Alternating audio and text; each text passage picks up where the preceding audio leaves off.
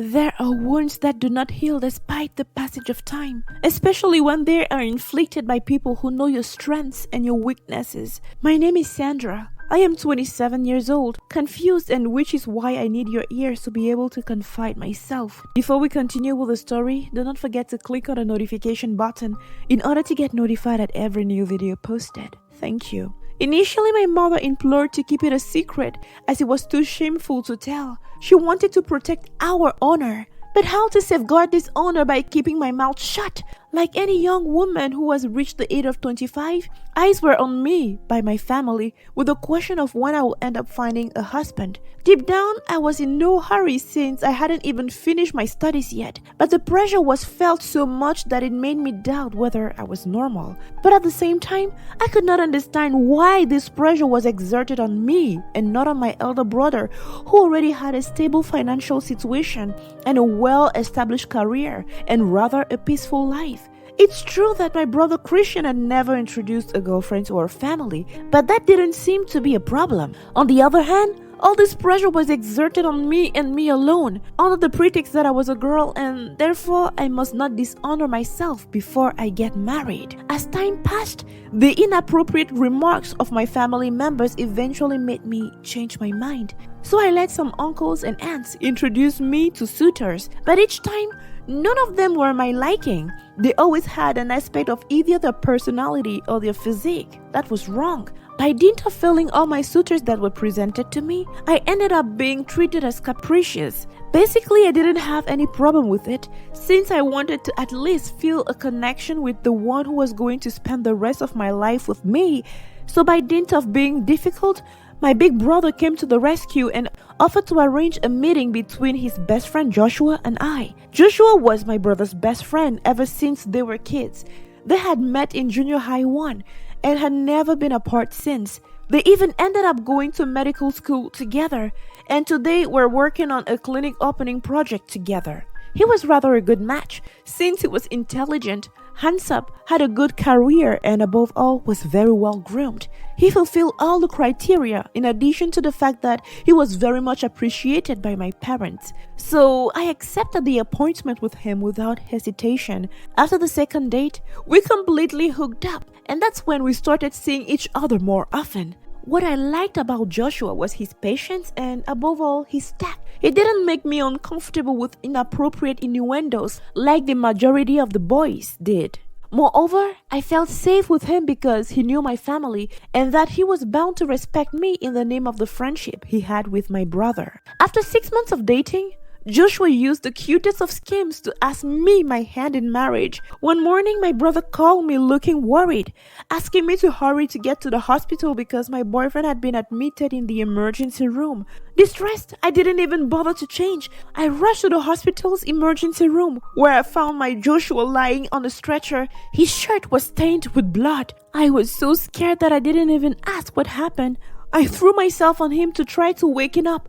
Crying, I clung to his neck, hoping for a miracle to happen, and suddenly he got up, knelt down with a wedding ring in his hand. My parents also appeared out of nowhere, as well as my brother and a violinist who played a romantic melody. Suddenly, my tears turned to sobs of joy, and I accepted Joshua's marriage proposal.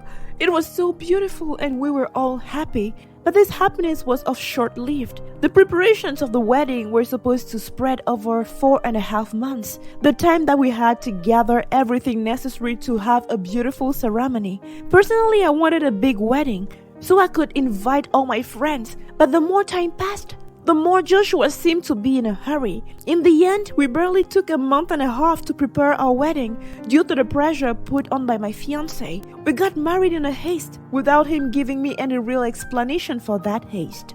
Our wedding day, instead of being the happiest day of our lives, was rather stressful. Joshua seemed to be in a bubble. His demeanor showed a detachment from everything that was going on that day, and instead of being close to his wife, he was hooked to his phone.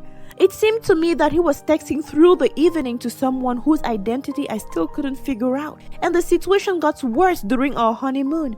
I who hoped that Joshua and I would break down the wall of chastity that separated us through the engagement period, I remained unsatisfied. He did not deign to touch me even once. And when I confronted him, the only thing he could tell me was that he needed some time to get used to our status as a married couple. Despite everything, I agreed to give him some time. As well as when we returned from our honeymoon, I had to lie to my friends who asked me about our nights. I even invented scenarios to be able to silence your curiosity. Once in our home, Joshua continued to be cold. He spent a lot of time at work. I tried many times to talk to him to find out if I had done anything to offend him, but he replied each time the negative, reassuring me that I was rather the perfect woman that he had ever dreamed of, but he absolutely wanted our first time to be magical. So I told myself that his coldness must be because of my lack of coquetry. So I redid my seduction kit. I bought new lingerie. I started again with my body care to have a softer skin. I wore perfume all the time. I was careful with my manicure, my pedicure, and my hairstyle. Culinarily too, I managed to incorporate aphrodisiac ingredients such as ginger into the food each time I served him. But in spite of all my efforts, my husband and I achieved nothing intimately. On the contrary, he had even taken the initiative to move to the guest room. He had taken as a pretext the fact that these late returns from the hospital during his shifts might disturb my sleep, reason for which he chose to make room apart for the days when he would return late. I was exhausted. I kept asking myself questions.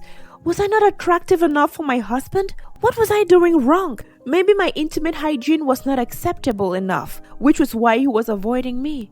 Or else, I told myself that he might be probably having a mistress. I had concluded that my husband was seeing somebody else, and I absolutely had to know who it was. Over the days that followed, I made myself discreet. I no longer bothered him with my repeated questions. I had to find a plan. Personally, I could not start following him yet. I had just acquired my car, and I had not yet completed the procedure for acquiring a driver's license.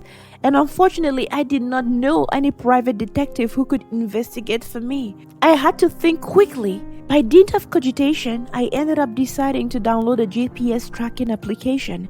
I configured it based on the cloning I had done on my husband's phone. That way, I would know all his movements down to the smallest details. Now I just had to be patient for the truth to come out. Due to his habits of late returns, I now knew that he usually returned home at 3 a.m. every Tuesday evening. So this famous Tuesday of September, I activated the GPS location of the famous app that I downloaded. It was precisely 5 p.m., the time my husband was supposed to leave the office, but his phone was reporting that he was not in the hospital as usual, but rather in a mall at the other end of the town. This caught my attention, so I ordered a taxi so it could help me track my husband. Once at the mall, I went downstairs to be able to follow his trail. I had dressed in dark leggings with a black hooded sweater so that no one could recognize me. I walked around the shelves and I saw Joshua in the drink section. I think he was buying some wine. Then he went to the pizza shop where he bought some ham pizza. I remembered it because it was one of my mother's favorite pizzas. His purchase finished, he took the road again and headed for a hotel about 2 kilometers from the supermarket, where he got off with a confident air. He looked like he was familiar to the area. Once after joining the room, I went to the reception where I had to explain the situation to the receptionist, who after several minutes of discussion finally agreed to give me the key to the room in which my husband was. I ran upstairs and popped into the bedroom, surprising my husband in the act. The most shocking was not finding my husband in undress with a bottle of wine in his hand in the hotel room, but rather the person with whom he was. Joshua was with Madame Colette Boma, my own mother. They both were surprised to see me. By a way of explanation, my mom tried to lie to me by telling me that they had a business meeting because they were supposed to discuss certain important clauses regarding the imminent opening of my brother and Joshua's clinic. She wanted to make me believe that they were going to help fund it through her connections. I didn't believe them, and I started making a scandal and screaming and vociferating. To calm me down, they had to sit me down, promising to tell me about all that was happening. That's when Mom explained to me that she had been with Joshua in a relationship since he started high school. They had been in a romantic relationship in secret and could not divulge it by fear of being judged by our families. They had therefore had the idea of pushing Joshua to marry me in order not only to make sure that his family would stop putting him pressure due to marriage, but also in order to be able to be closer and better consolidate their relationship. I was shocked. My husband and my mother had made a fun of me. I who thought that I had found the perfect man. I found myself in a situation as humiliating as it was delicate. And besides, my mother begged me not to tell anyone. I was disgusted by their lie. I left that hotel room with only one thing in mind, and it was divorce. A month later, I was in the process of divorce with Joshua. To my family, I had to lie, telling them that I had caught with a Lambda woman. Dad wanted to dissuade me by telling me that infidelity was not inevitable in marriage. It took a superhuman strength not to crack and tell him the truth. Later, I was able to talk with Dad about it, who flew in a rage and asked for a divorce from Mom. My mother and my ex-husband flew to Switzerland 6 months later, but you can clearly guess that they went to consolidate their love out of sight. I stayed single. I am not in a hurry to get back into love. I still need time to recover.